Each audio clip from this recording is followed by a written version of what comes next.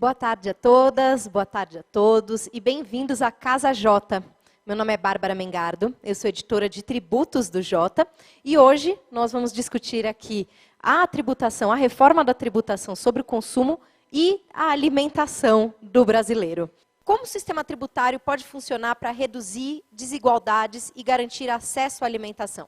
A isonomia ela não diz respeito tão somente a tratar desigualmente pessoas que sejam iguais. Também tratar igualmente pessoas que sejam desiguais é algo que fere a isonomia tanto quanto essa primeira referência que eu fiz a ela, que é de tratar desigualmente iguais. Então, quando você dá uma alíquota única, essa alíquota única você está tratando igualmente desiguais, está ferindo a isonomia, você está gerando desigualdades. A melhor forma de você, principalmente num país que tem a fome como um dos principais problemas a serem resolvidos, há que haver uma alíquota muitíssimo baixa para os alimentos, de forma que eles cheguem à população com maior facilidade. Cashback, a devida vênia, não resolve esse problema. Cashback não vai pegar, não vai alcançar pessoas moradoras de rua, pessoas que não têm acesso algum ao sistema financeiro de forma a receber esse dinheiro de volta, não vai alcançar as pessoas que moram em lugares, quem mora na floresta amazônica, por exemplo, como é que se pode imaginar um cashback? A real solução para isso é através da criação de uma alíquota o mais próxima de zero possível para a alimentação, de forma a tratar essas desigualdades. O maior problema do nosso país é fome. Então, a alimentação tem que ser tratada de acordo com essa necessidade. É isso, Bárbara. Eu costumo dizer, João Dornelas, que as vantagens comparativas que o Brasil tem por causa do clima, por causa da dominação da ciência, por causa da correção do solo, por causa dos nitrogenados, por causa das pesquisas, que levou o Brasil a ter talvez algumas regiões, 1, 2, 3 safras, são grandes vantagens comparativas. Mas o nosso sistema tributário, ele é um sistema que prejudica. Ele é um sistema que cria custo. É um sistema superacumulativo. Ele cobra imposto do imposto. Ou seja, mesmo o setor de cadeia mais curta, como a agroindústria, ao exportar, não está exportando apenas o produto, está exportando o produto com resíduos tributários. Mas não é só esse o grande problema. Também está exportando com custos tributários, de um sistema tão complexo, de 460 mil normas, que isso também é agregado no preço, seja para o povo brasileiro, que está pagando o preço mais caro, pelo sistema de supercumulatividade tributária, até cruzada, porque o ISS não tributa, não credita para o ICMS, nem o ICMS para os impostos federais. Então, esse modelo não serve a ninguém. Se tem uma convergência nesse debate, é que nós precisamos de um modelo de padrão internacional. Nós precisamos de um modelo simples, um modelo que não vai ter insegurança jurídica, um modelo que não vai ir para o litígio, para o contencioso, judicial ou administrativo. O país tem um PIB na justiça. E esse PIB, as pessoas pagaram, escondido, embutido, por dentro o imposto, sem nenhuma transparência. E esses impostos não chegam públicos para virar políticas, como o Gustavo colocou muito bem, para os mais pobres. A política de progressividade se dá também no papel do Estado. O que o Estado faz pelos mais pobres, pelas pessoas de menor poder econômico? Como o Estado universaliza a saúde, a educação, a assistência social, água tratada, saneamento? É isso que nós estamos falando. Então, nós temos que ter um sistema simples, que no mundo é 1% de litígio. Um sistema que é um padrão internacional. Ninguém está inventando nada aqui. Nós estamos copiando. Por isso, não é uma reforma ideológica. Não é uma reforma de governo versus oposição. Não é uma reforma do governo do presidente Lula. Apoia como medida estruturante para o Brasil ter competitividade. Para o Brasil diminuir de 8% a 20% o custo dos produtos para o povo brasileiro. Voltar a ter presença no mercado internacional. Porque nós estamos perdendo presença no mercado nacional. O mercado de varejo cresce e a indústria de bens decresce. A nossa presença internacional na balança comercial é salva pela indústria de alimentos. Se tem 50, 60 bi, é por causa de 52 bi da indústria de alimentos. Porém, nos bens manufaturados, nós temos um déficit de 128 bilhões de dólares. E 1 bilhão de dólares é 30 mil empregos diretos que nós estamos deixando de gerar no Brasil. Mais de 2 milhões e meio de empregos. E uma nação não se faz sem indústria. Uma nação não se faz sem valor agregado. A pandemia traz um novo debate sobre as cadeias globais regionais. Então, nós precisamos de um novo modelo para enfrentar essa travessia, para fazer o Brasil voltar a crescer. Então, eu quero dizer aqui que a nossa reforma não vai ter aumento de carga tributária. A nossa reforma não vai aumentar os preços relativos para o cidadão. Nós queremos uma reforma que melhore o sistema federativo, que fortaleça a autonomia dos estados, que possa fortalecer o crescimento de todos os setores econômicos, mas, acima de tudo, que melhore a vida das pessoas, do povo brasileiro. Eu sempre defendi que tinha que ter uma alíquota de equilíbrio, uma alíquota reduzida, para que aquelas cadeias curtas, para aqueles serviços ou mercadorias de cadeias curtas que chega no cidadão, nós temos que olhar a alíquota efetivamente que ele paga para a gente não aumentar o preço para o cidadão. Mas também eu não defendo 50, 10, 5 alíquotas. É possível a gente sair desse sistema com uma alíquota padrão, com uma alíquota reduzida para setores de cadeia curta, como alimentos, cesta básica, saúde, educação, transporte, e uma alíquota zero. Então, esse é o nosso grande desafio. Então, podem ter certeza, e eu volto a dizer, progressividade e tratar o desigual de maneira desigual é a gente ter ousadia, viu, Gustavo, de devolver parte dos impostos também para os mais pobres. Porque a gente achar que vão botar uma alíquota igual para todos, mesmo que ela seja reduzida, mas as pessoas têm rendas diferentes. Eu vejo o instrumento do cashback um instrumento moderno. Moderno, porque os mais ricos já têm cashback. A maioria que está nesse plenário aqui declara imposto de renda e recebe cashback da saúde, cashback da educação. E por que nós não podemos criar cashback para as pessoas de menor poder econômico? Qual é o problema? E vai ser bom para o supermercado, para o comércio, para vender mais alimentos, devolver parte de um pedaço do recurso pago nos tributos indiretos, consumo para o cidadão de menor poder econômico. E o Brasil é o país mais moderno. Se tem um país que pode fazer um sistema tributário tecnológico, sustentável, né, e popular, é o Brasil. Nós temos aí uma bancarização enorme da sociedade, temos o PIX, temos a biometria no sistema tribunal eleitoral, temos o CPF como cadastro único, temos o CAD com 95 milhões de brasileiros.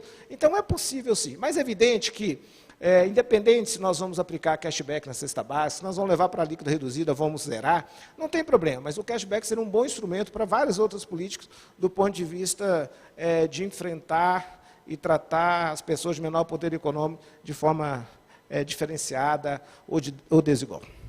Quais são as principais preocupações da indústria de alimentos em relação a uma reforma na tributação sobre o consumo? De fato, assim, a indústria brasileira de alimentos, ela produz bastante, né? A gente produz todo ano 250 milhões de toneladas de comida. Desse total, 72% fica no Brasil e 28%, 27% é exportado para os 190, 195 países do planeta.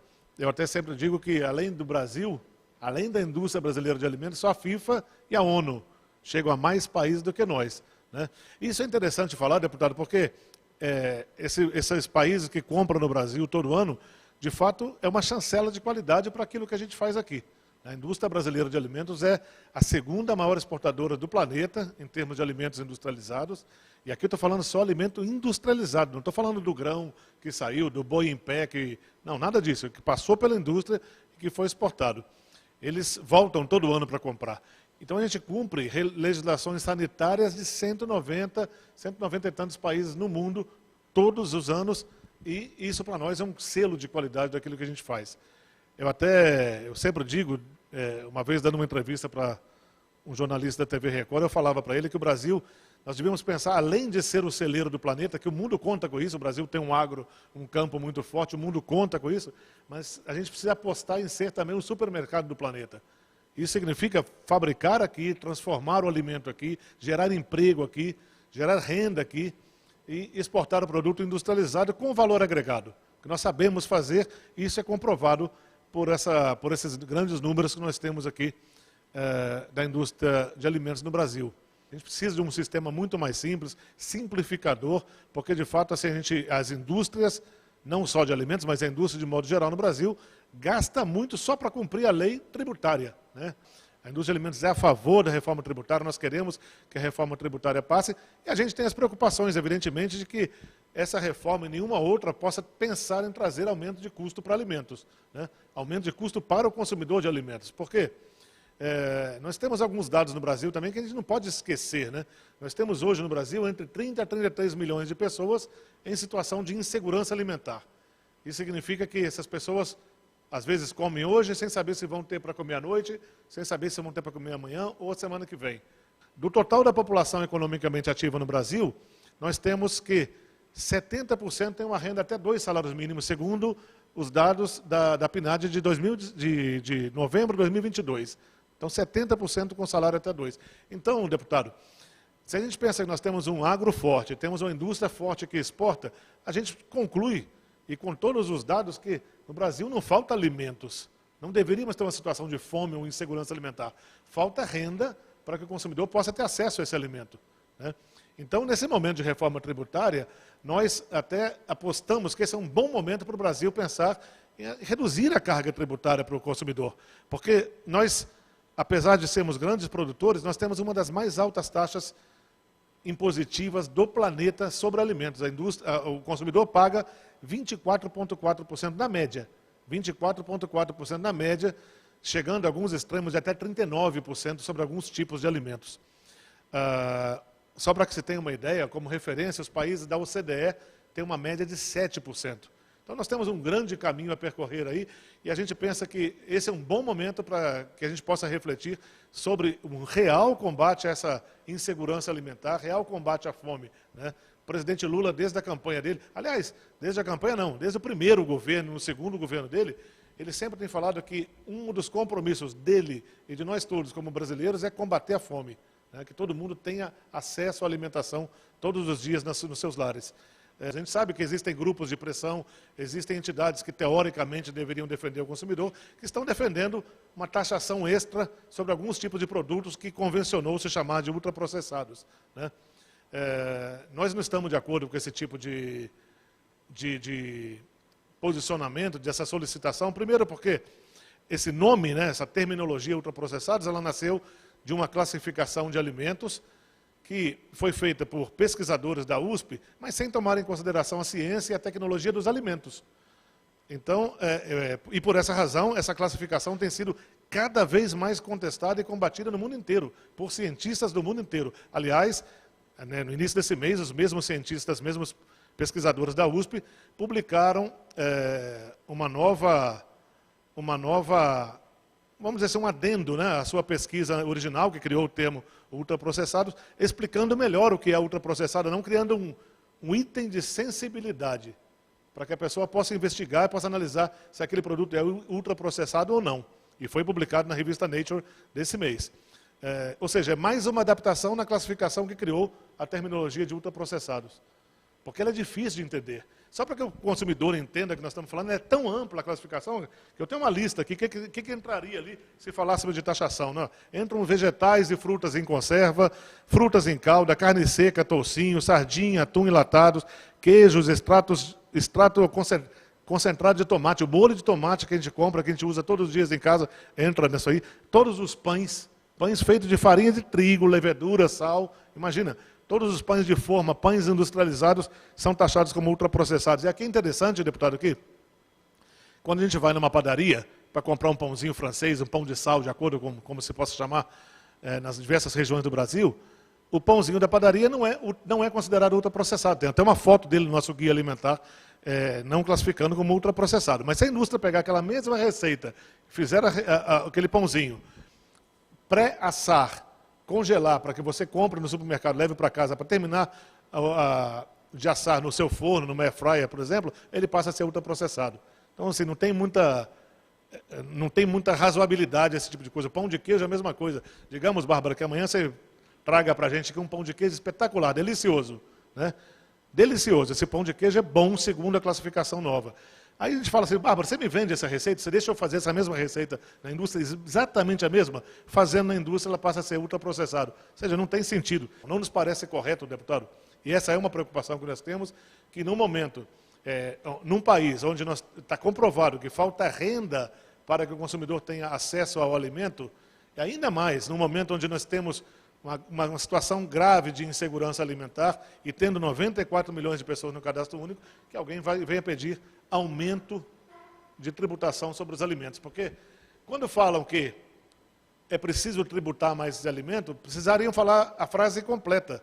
Precisariam dizer bem claro, o consumidor vai pagar mais. Se o consumidor quiser consumir um sorvete, se o consumidor quiser consumir um pão de forma, se o consumidor quiser consumir um misto quente, esqueça o misto quente. É um lanche que todo mundo faz em casa, que as crianças adoram. Misto quente é feito de pão de forma, presunto e queijo. Teoricamente, segundo essa classificação, tudo ultraprocessado. Então, teria que pagar mais para consumir. Então, essa que é a razão que a gente se opõe. Essa é a razão que a gente é contra. Professor, um dos temas que temos visto seria a inclusão de algumas categorias de alimentos que são considerados nocivas pelo seu grau de processamento na base de incidência do imposto seletivo. O processamento pode ser um critério para a classificação de alimentos como saudáveis ou não saudáveis? O João, na fala dele, ele fez deu um pouquinho do spoiler, né, do que a gente pode falar sobre esse assunto, né? E aí a pergunta é se o processamento pode ser um critério para classificar alimentos saudáveis ou não saudáveis. Eu vou dar uma resposta muito categórica, definitivamente não, tá? A resposta é não, isso não pode servir de critério, isso não serve de critério para definir se um alimento é mais ou menos saudáveis.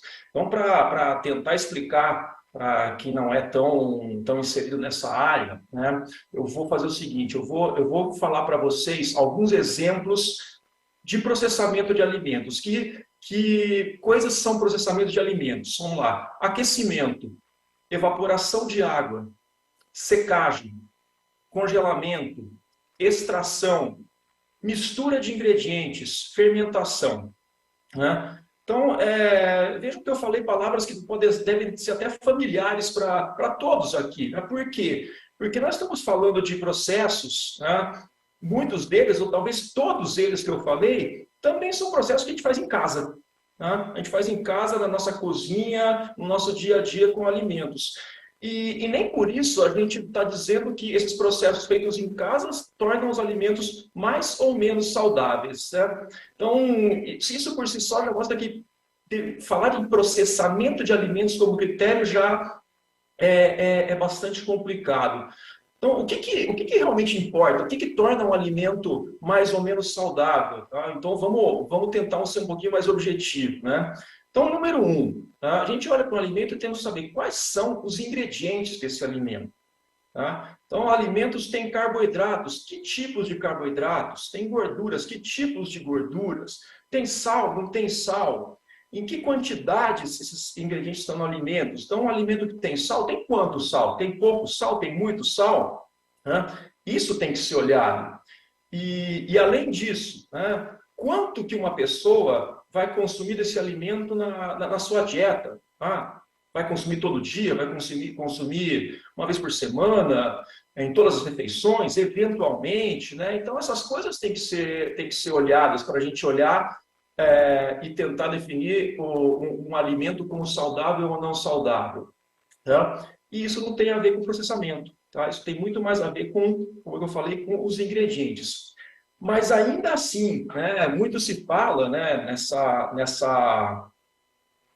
quando se fala dessa classificação que o João Dornelas mencionou, né, também se fala às vezes se o ingrediente faz parte ou não da composição natural do alimento ou se ele foi adicionado. De novo, a gente tem que saber de que ingrediente nós estamos falando. Quais são os efeitos desse ingrediente, se são efeitos benéficos ou maléficos à saúde, independentemente dele ser um ingrediente natural do produto ou ser um ingrediente adicionado. Né? Então, o João já comentou, eu ia dizer, existe essa classificação que é bastante difundida, bastante usada ultimamente para alimentos. Essa classificação, ela usa, de fato, o grau de processamento, né? ela menciona com mais ou menos com essas palavras, né? Alimentos ultraprocessados são aqueles que passaram por muitas etapas de processamento. Vejam que ela fala muitas, não fala quantas, né? E aí a gente tem uma subjetividade que já é bem complicada, né? E no meio disso a classificação coloca também o número de ingredientes que esse alimento tem que ter como critério de classificação. O que já é outra confusão, porque, como eu falei, número de ingredientes e grau de processamento não é a mesma coisa, não estamos falando da mesma coisa.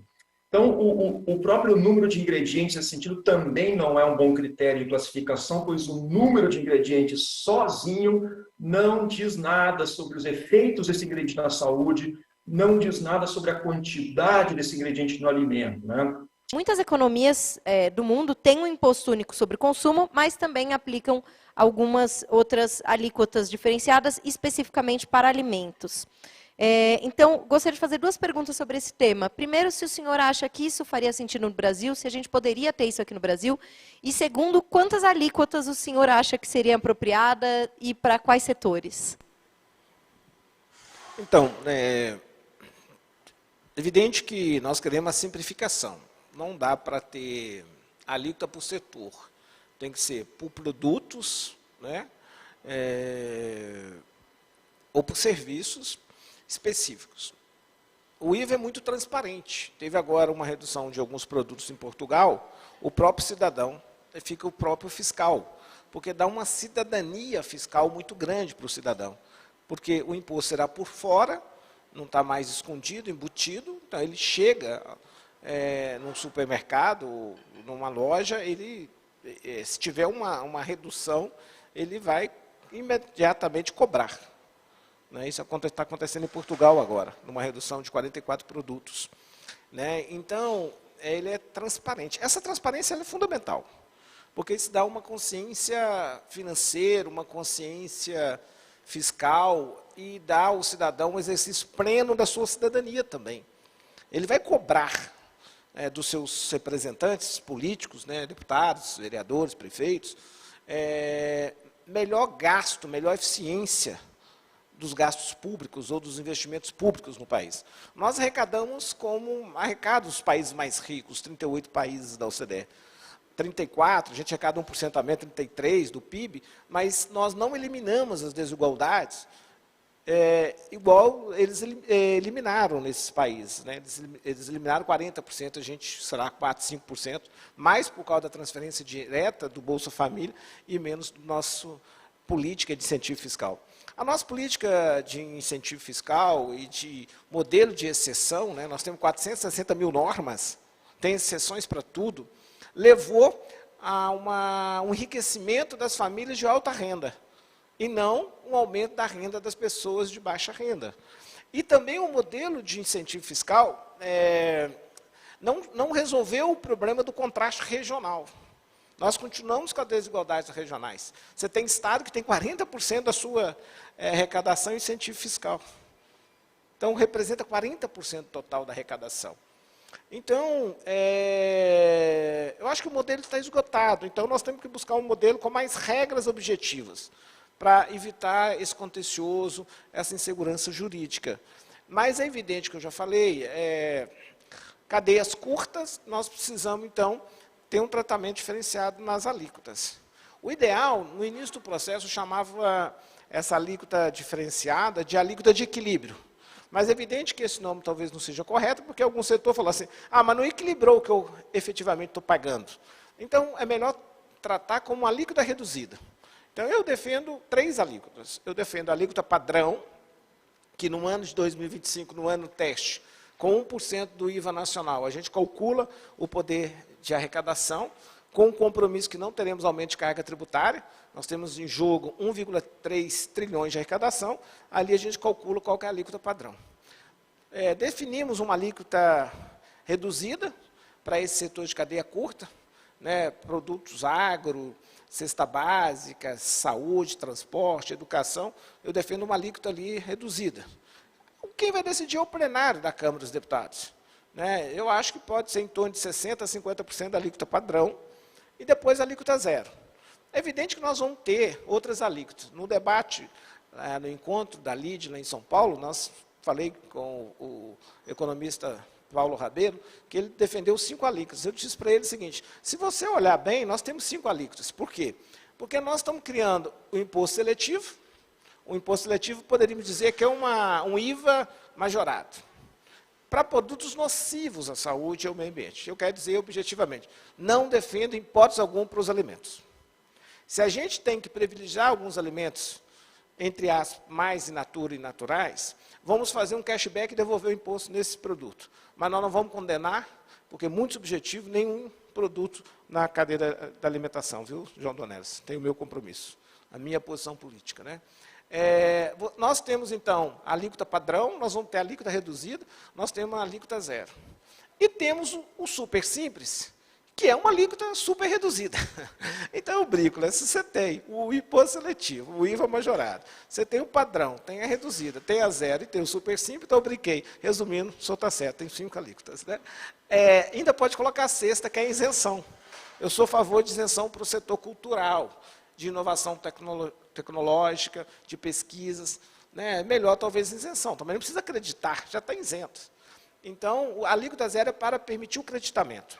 E nós estamos fazendo uma inovação, nós estamos permitindo, nós estamos dando liberdade para o super simples, nós estamos libertando o super simples. Hoje, as empresas pequenas, que representam 30% do PIB, da riqueza do país, com a substituição tributária e a diferenciação de alíquotas, não conseguem comercializar com as empresas grandes, porque não acredita, 12%. Então, um supermercado grande, uma linha que estiver fora do sistema super simples, não vai comprar do pequeno, porque é mais caro o produto.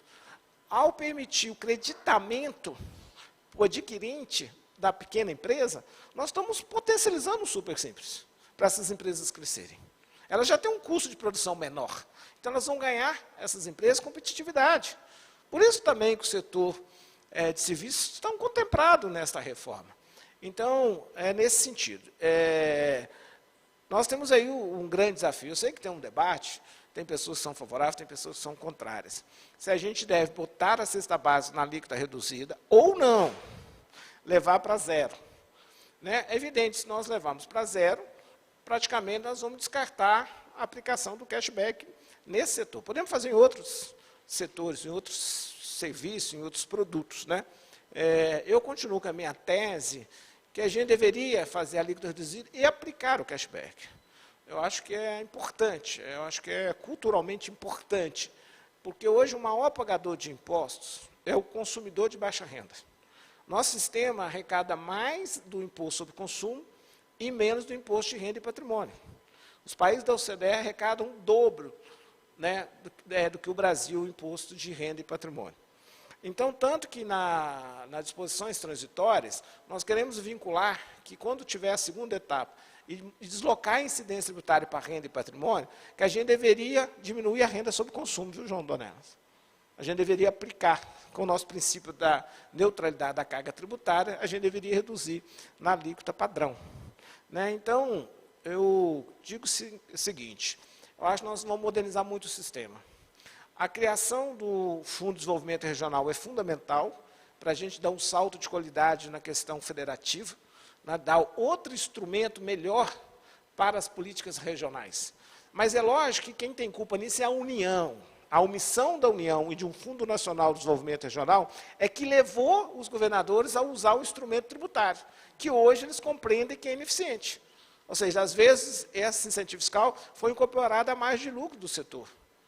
E também não resolveu o problema do contraste regional. Todos perderam.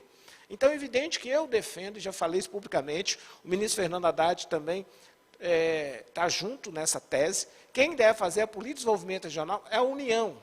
Então, é evidente que a União que deve fazer o aporte desses recursos. E aí nós vamos mudar de patamar federativo. Por que nós vamos mudar? Porque nós vamos ter um fundo para fazer e potencializar literalmente aquilo que é vocação regional naquelas regiões, fazer infraestrutura, dar uniformidade na questão rodoviária, portuária, ferroviária, de telecomunicações ao Brasil. Eu acho que o mecanismo vai ser muito mais eficiente. E, por último, os municípios, os estados não perderam autonomia. O IVA será dual. Governador e município que queiram diminuir a alíquota do seu IVA subnacional, eles poderão. Agora, eles estão diminuindo a arrecadação a sua própria, a do seu Estado e não de terceiros. Porque hoje, quando ele usa o instrumento de incentivo fiscal, ele está zerando a arrecadação de terceiros. E está ficando com os empregos para ele, imposto de renda, imposto patrimonial, e deixando o pepino para terceiros. Então, é evidente que ele vai reduzir para ele, mas para o destino ele não estará reduzindo. Então, por isso que acaba a guerra fiscal quando a gente muda a cobrança do imposto para o destino. E é muito mais democrático, porque também a distribuição da arrecadação se dará pelo destino. É um critério mais democrático, descentralizador de riquezas, porque o critério, na origem, é muito concentrador de riqueza. Mas nós vamos fazer uma conta-equalização. Uma conta que vai garantir por 40 anos a manutenção do nível de arrecadação dos atuais subnacionais, que é muito importante. Nós somos uma república federativa, e a União é responsável pela sustentabilidade dos seus subnacionais. Então, acho que esta é a reforma que vai ter condição de ser aprovada, Bárbara, porque depois de 40 anos, e com a capacidade de todos, é uma reforma ecumênica, todos estão participando, com cada um ali compondo, fazendo convergências, abrindo mão de alguns conceitos, nós estamos conseguindo essa unidade federativa, essa unidade da Câmara e do Senado, essa participação da União com medida estruturante, para a gente aprovar essa reforma. Eu acho que depois de 40 anos, o texto e o debate, a gente conseguiu encontrar as principais, vamos dizer, respostas para as principais perguntas. Isso é fundamental para a gente conseguir aprovar na primeira ou segunda semana de julho esta reforma tributária na Câmara dos Deputados. Obrigada, deputado. A próxima pergunta para o João Dornelas, gostaria de fazer. Em comparação a outras economias avançadas, qual a sua percepção sobre a tributação do consumo no Brasil? Há pontos que afetam a competitividade da indústria brasileira e o aumento da produtividade? Para nós, da indústria de alimentos, tem um ponto também que é importante, que porque quando nós falamos aqui, o deputado já falou os números, nós temos 38 mil empresas de norte a sul do Brasil que produzem alimentos. 94% dessas indústrias são pequenas e médias, mas são indústrias que geram 1.800.000 empregos diretos. Quando você pega a cadeia completa do alimento, nós estamos falando de 9 milhões de pessoas. Então, o que a gente espera de uma reforma tributária? Que seja simples, que dê mais segurança jurídica, que dê mais segurança para o investidor, inclusive, querer investir no Brasil, porque nós temos capacidade. Quando eu falava de ser o supermercado do planeta, significa isso, fabricar mais aqui. Nós temos até capacidade ociosa, hoje mesmo, para fabricar mais e exportar mais. E seguir investindo em inovação. É interessante porque para a indústria de alimentos é muito importante a inovação. O consumidor busca, o consumidor busca a engenharia dos produtos através da inovação. E nós tivemos, a semana passada, um fórum muito interessante no Instituto de Tecnologia de Alimentos da Secretaria de Agricultura de São Paulo, o ITAU, que está localizado na cidade de Campinas, e tivemos chance de debater inovação de alimentos, deputado, com representantes da FAO, representantes de pesquisa e desenvolvimento de Israel, de Austrália, de Itália, de Espanha, países que estão realmente na frente em termos de inovação de produtos. E até trago aqui uma frase, até tomei cuidado de copiar exatamente uma das pessoas com as quais nós interagimos, foi a doutora Masami Takeuchi. A Masami Takeuchi ela é oficial de segurança alimentar da FAO. Ela estava em Campinas, nós tivemos chance de nos reunir com ela, e ela começou a apresentação dela dizendo o seguinte: inovação é chave para a segurança dos alimentos. O alimento não é automaticamente seguro. A indústria de alimento os torna seguros. Ou seja, isso aqui são palavras exatamente da doutora Masami Takeuchi, que é oficial da segurança alimentar. Então, a gente torce realmente para que essa reforma seja, inclusive, incentivadora de mais investimentos, maior desenvolvimento no Brasil. Obrigada. Gostaria de fazer agora uma pergunta para o Dr. Gustavo Brigagão. O tema é não cumulatividade. A gente sabe que o texto da reforma tributária, das duas PECs, ela prevê um creditamento amplo, porém, a minha pergunta é, como garantir que futuramente a gente não vai ver nenhum tipo de movimento, digamos assim, para restringir o creditamento, que a gente sabe que é muito importante para as empresas, não entrar de novo nessa situação que a gente está hoje de o que pode ser considerado insumo para PIS e COFINS, que inclusive eu sei que é um tema muito caro para a indústria de alimentos. A não cumulatividade, todos sabemos, ela tem um efeito muito importante, principalmente no imposto como o IBS, que é o imposto sobre valor agregado, ou seja, só se tributa o que se agrega em cada elo de circulação da mercadoria. Para que haja somente essa tributação sobre o valor que se agrega em cada elo de circulação da mercadoria, é necessário que haja não cumulatividade. E qual é o objetivo disso? Que os efeitos deletérios da cumulatividade não existam. Que não haja um aumento de custo daquele produto que circula nos vários elos e acabe gerando um aumento de preço. Que as empresas não queiram ver, que não haja a verticalização da economia. Que as empresas possam, na verdade, fazer com que esses elos sejam os maiores, em maior número possível. E não uma verticalização da economia diminuindo os players do mercado. Esse é o objetivo da não cumulatividade. A não cumulatividade hoje em dia no país, como você disse, é um caos. Nós temos 4 tributos não cumulativos, cada um legisla de uma forma, e o conceito que existe de não cumulatividade na Constituição Federal atual, o Supremo Tribunal Federal já disse que isso abrange a circulação dos produtos físicos, ou seja, só das mercadorias que efetivamente circulam. Não se admite o crédito, por exemplo, em relação à aquisição de bens do ativo permanente, em relação a bens de uso e consumo, que obviamente integram o preço que é vendido pelos componentes de cada um desses elos. Então, na medida em que não se aceita esse crédito, isso vira custo e o preço acaba chegando a valores, a patamares altíssimos, o que é exatamente o que a não cumulatividade não quer. Quando a Lei Candir, todos se lembram, a Lei Candir criou criou a possibilidade de créditos, chamados créditos financeiros, os créditos de ativo fixo, crédito de bens de uso e consumo, mas postergou a sua possibilidade da sua utilização. Até hoje, nós estamos todos os anos, a Bárbara conhece bem isso, vem todos os anos sendo esse direito postergado pelo Congresso Nacional através de leis complementares. Até hoje não existe a possibilidade desse crédito. O que os contribuintes fizeram? Foram ao Supremo Tribunal Federal. Supremo, nós temos pela não cumulatividade direito a créditos amplos, relativos a créditos físicos e créditos financeiros. O que o Supremo disse? Essa redação que está na Constituição não permite essa conclusão.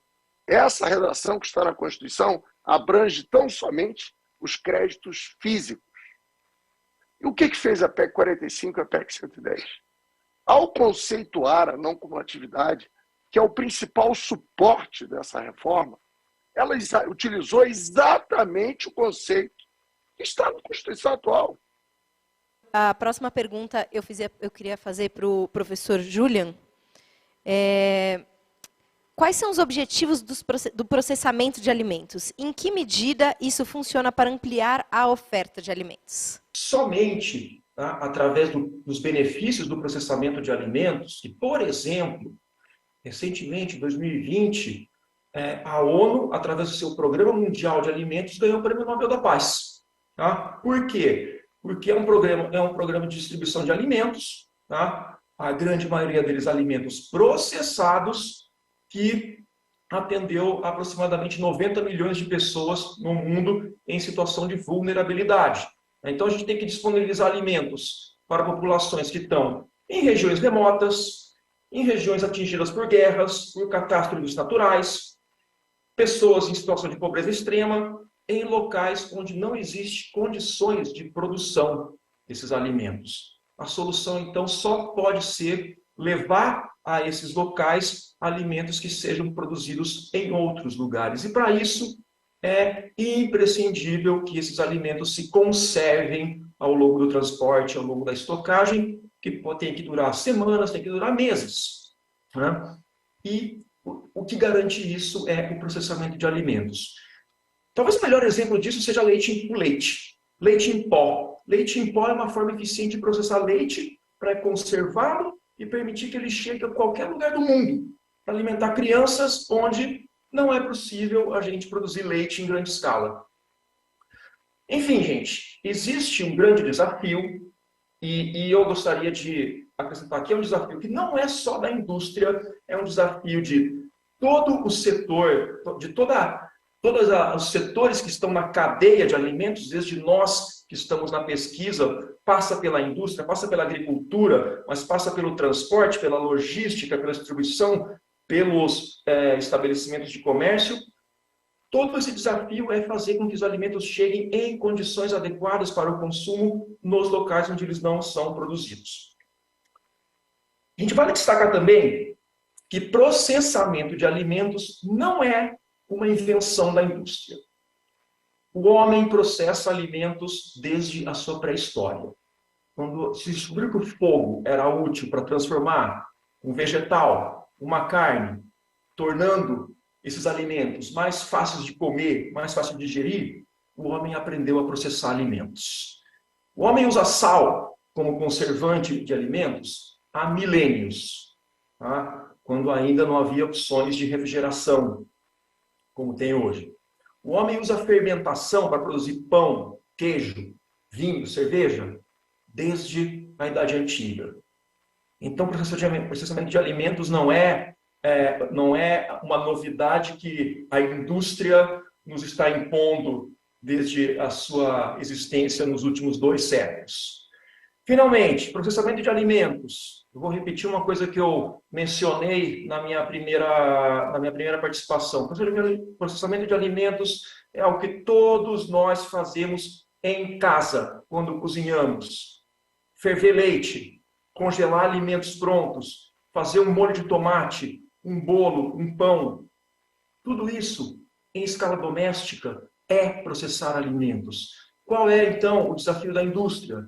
O desafio da indústria, eu tenho dito isso em outros momentos, é fazer a mesma coisa que nós fazemos em casa, mas para suprir uma demanda de milhões de pessoas no país, de bilhões de pessoas no mundo.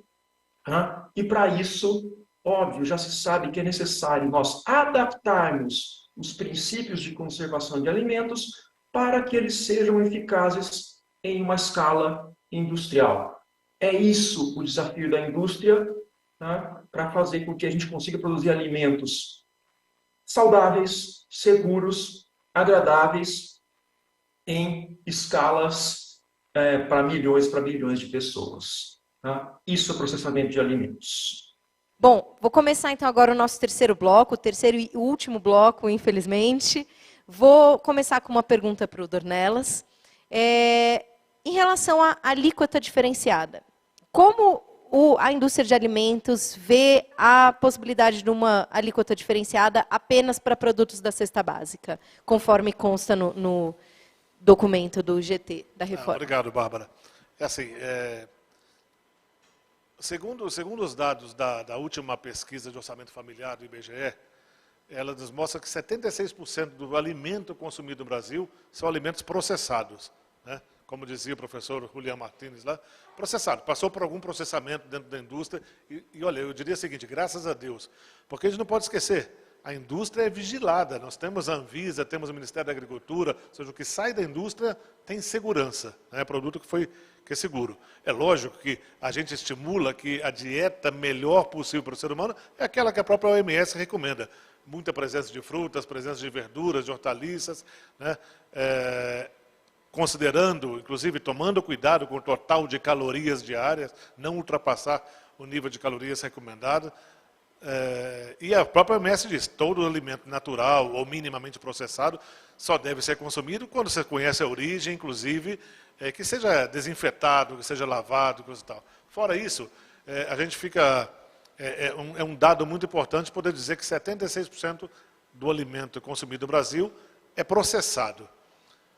A gente fala processado pelas diversas formas de processamento. Nem vou dizer de ultraprocessado, porque a indústria a gente não reconhece realmente essa classificação que criou o termo, deputado, porque a gente estuda alimento, a gente estuda bromatologia todos os dias. Só para falar em bromatologia, um exemplo simples, por exemplo, aqui, a classificação nova diz que se o alimento tem aditivos, então é ultraprocessado. Você imagina, um dos aditivos mais usados na indústria é pectina de fruta, né? A pectina pode ser usada como espessante, como estabilizante, até como emulsificante. na média, se você considerar o consumo do brasileiro médio de produtos que são chamados de ultraprocessados, a gente consome por dia mais ou menos 200 miligramas de pectina. Na média, 200 miligramas advindas de alimentos ultraprocessados. Se você consumiu uma maçã, você já consumiu 811 miligramas, ou seja, muito mais do que você poderia consumir via alimentos assim chamados ultraprocessados. Então, para nós, assim, a cesta básica ela tem um valor fundamental para a sociedade, né? Assim, para nós, todo alimento tem esse valor. Todo alimento tem um valor social, tem um valor nutricional e precisa ser tratado como tal. O direito à alimentação é um direito constitucional e quando eu falo, por exemplo, valor social, imagina agora a gente está vivendo a época das festas juninas, né? Poder consumir o seu cachorro-quente, poder consumir o seu pé de moleque, a paçoquinha, a pamonha, que são os produtos que estão socialmente arraigados a essa festa, faz parte da dieta brasileira, faz parte dessas festividades brasileiras. Então, para nós, todo alimento tem esse valor cultural, social e fazem parte, e podem fazer parte da nossa dieta com equilíbrio, sem exagero, sem nada. E nesse aspecto, inclusive, voltando a falar do tema, né, do alimento processado, deputado, hoje uma matéria do jornal Valor Econômico, foi muito interessante, inclusive, a respeito da reforma tributária, eu trouxe a matéria aqui, porque o Ministério da Saúde estava recomendando a taxação seletiva para bebidas alcoólicas, para tabaco e para alimentos ultraprocessados. E eles mudaram esse posicionamento e o repórter perguntou ao Ministério da Saúde e a Assessoria da Saúde, palavras da própria reportagem daqui, a Assessoria da Saúde informa que a exclusão dos ultraprocessados da nota técnica do Ministério se deu em razão da falta de estudos que comprovam os malefícios desses itens. Então, eu me congratulo com o Ministério da Saúde, me congratulo com esse governo que está demonstrando que é capaz e tem essa capacidade de repensar, de refletir, de reconsiderar, né, pontos que são muito importantes para a sociedade brasileira. E a gente fica feliz porque esse novo posicionamento do Ministério da Saúde corrobora e concorda com aquilo que a gente tem falado há algum tempo, né? Nós pensamos que uma classificação de alimentos tão ampla e tão ambígua e tão combatida no mundo inteiro como essa classificação nova, não deveria ser base para políticas públicas. Então, fica aqui meus parabéns realmente para o Ministério da Saúde por essa nova reconsideração.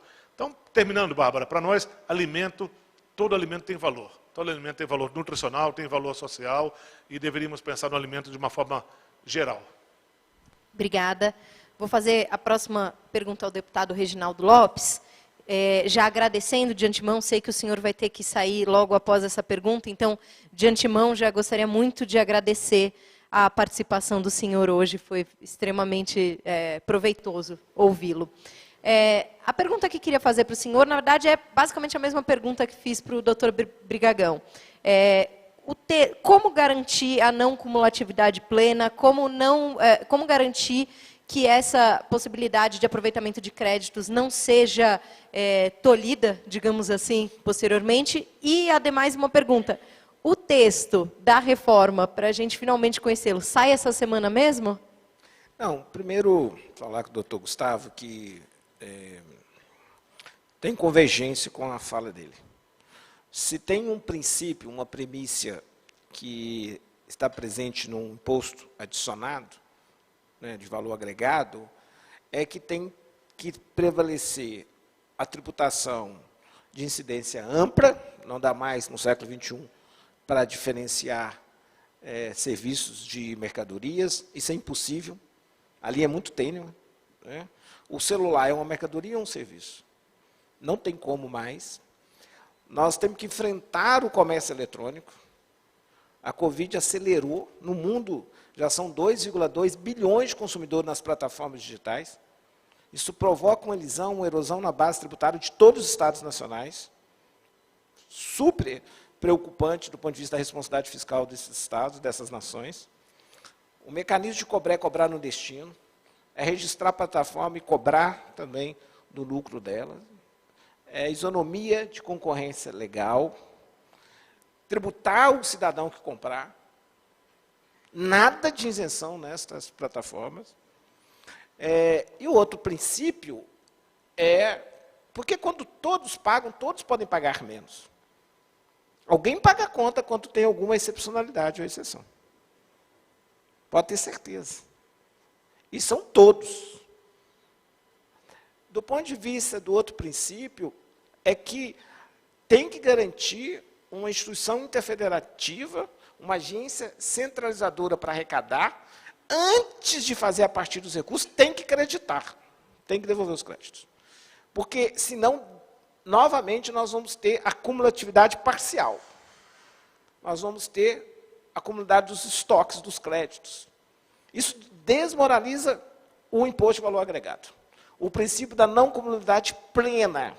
E nós já fizemos, no próprio parâmetro e na espinha dorsal do grupo de trabalho, nós já avançamos para um texto muito melhor do que está na Constituição, que estava na PEC 45 e que estava na PEC 110.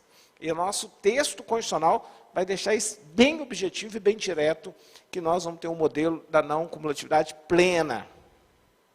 Nós vamos ter uma agência centralizadora para garantir. De 174 países que têm o IVA, só a Malásia, que não estava pagando, ela saiu do IVA. Do Quênia, que é um país pobre, aos países ricos, todos garantem o princípio da não cumulatividade plena. É que nós temos uma cultura desse modelo maluco. Aí nós não acreditamos, tem uma descrença. Mas esse é um princípio fundamental, doutor Gustavo, pode ter certeza. Segundo, esse debate já é fruto há 40 anos. Nós já temos 2 textos, da 45, da 110, eles se convergiram, nós publicamos os parâmetros, e amanhã, depois da reunião com todos os governadores, eu espero que a gente tenha um texto. Né? Nós vamos estar construindo aí, né, durante essa semana, a semana termina na sexta-feira, né, no sábado, na verdade, a semana começa no domingo, então nós vamos ter aí, vamos disponibilizar, viu, doutor Gustavo, o texto, e nós vamos ter aí 2, 3 semanas. Eu acho que nós temos que convergir. Nós temos que dar isonomia às casas legislativas. Se a Câmara dos Deputados teve o primeiro semestre para apreciar esta reforma, nós temos que garantir ao Senado o mesmo prazo. E o debate não termina. O Senado é uma casa, nosso modelo é bicameral, pode ter aperfeiçoamento lá e voltar para a Câmara dos Deputados. Então, não falta debate. Eu desafio um setor que não foi ouvido nesta reforma. Eu até desafio o setor CNPJs que solicitaram, dos 13 membros do grupo de trabalho, ou solicitou do coordenador, ou do relator, né, CNPJ, que não apresentou, que não teve chance de apresentar seus dados, fazer os seus cálculos, a alíquota efetivamente que eles acham que paga. A gente fez diálogo com todo mundo. Eu reuni de 8 à meia-noite. Obrigação nossa, 24 horas por dia, estamos aí à disposição. E temos aí mais 3 semanas. Nós vamos revisitar os setores que quiserem conversar, nós vamos revisitar os entes federados. Agora, nós não podemos perder essa oportunidade. É fundamental aprovar o primeiro e segundo turno dessa reforma nesse mês. Porque senão se soma aqueles que têm interesses pessoais, individuais, por CNPJ, contra a nação. E aí cria aquele crime que não vai votar. Né? Então, não tem sentido mais esse pedido de prazo, na minha opinião. Nós vamos garantir o debate, né, e vamos votar aí no mês de julho. Nós podemos adiar o recesso, o presidente já disse que só vai ter recesso se votar a reforma tributária. Eu acho que nem vai ter mais recesso, acho que nós vamos votar LDO em agosto e vamos fazer a reforma tributária no mês de julho. E nós vamos sair daqui para fazer um recesso na hora que a gente entregar, pelo menos na Câmara dos Deputados, primeiro e segundo turno, um novo modelo tributário que vai dar ao Brasil condição de ser um país de valor agregado. Nós somos um país rico, um país que pode gerar mais riqueza para distribuir riqueza. Nós temos que compreender que para produzir riqueza tem que distribuir, mas para distribuir de maneira sustentável tem que produzir. É um binômio, nós devíamos aprender com a China. E a nossa possibilidade de ser um país exportador de alimentos com valor agregado, somos um grande produtores dos produtos agro e natura, vamos agregar valor para alimentar o mundo, e lógico, com um padrão ético, com um compromisso civilizatório, que no Brasil ninguém vai passar fome. É possível fazer isso. E vamos avançar. Nós estamos aí bombando nas energias renováveis. Somos o país mais preparado para a bioeconomia e para a bioinovação. Então, o país tem tudo para crescer, para deslanchar e ganhar competitividade. Nós não podemos permitir, viu, João Dornelles, aquilo que prejudicou de maneira precoce e desindustrializou o Brasil na questão dos bens manufaturados, aconteça o mesmo com o setor da agroindústria, ou com o setor agro. Porque esse modelo, não se enganam, se ele não for alterado, ele vai comprometer a vantagem comparativa do setor agro e do setor da agroindústria. Vai perder competitividade. Então, nós não podemos perder essa oportunidade. Então, é nesse apelo que eu faço. Vamos continuar convergindo. Vamos buscar as convergências. Tem um compromisso nosso de tentar resolver os dissensos residuais, mas vamos olhar para o todo, vamos olhar para a nação e vamos fazer uma reforma tributária. Então, eu estou muito animado, tenho convicção que nós vamos aprovar essa reforma agora no mês de julho. Obrigado, Bárbara, pelo convite. Obrigado. Mais uma pergunta para o doutor Gustavo Brigagão. Em relação à transição entre o sistema atual e um IVA dual ou um IVA único, quais cuidados precisam ser tomados nesse período de transição? Há algum tipo de risco inflacionário e, se sim, como reduzi-lo? Bárbara, o que vai acontecer nessa transição é o caos. Você quer saber, em português claro, é o caos. Olha, eu sou advogado tributarista. Eu estou aqui falando como cidadão brasileiro. Porque, como advogado, eu vou ter que quadruplicar o meu escritório. De tantos problemas que as empresas vão ter. Você vai ter um caos, que é o atual, e um outro caos paralelo. Os contribuintes têm que lidar uns dois ao mesmo tempo. Isso é razoável? Não, isso não é razoável. Isso de forma alguma é razoável. Agora, uma preocupação muito grande que eu tenho em relação, para finalizar, em relação a esse período de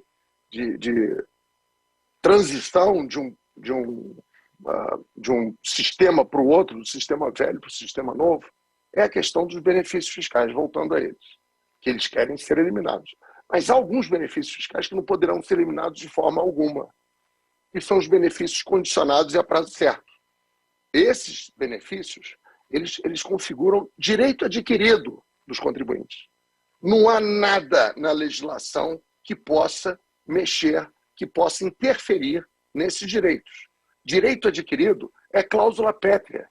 Nenhuma PEC, nem a PEC, que é uma emenda constitucional, pode ferir esses direitos.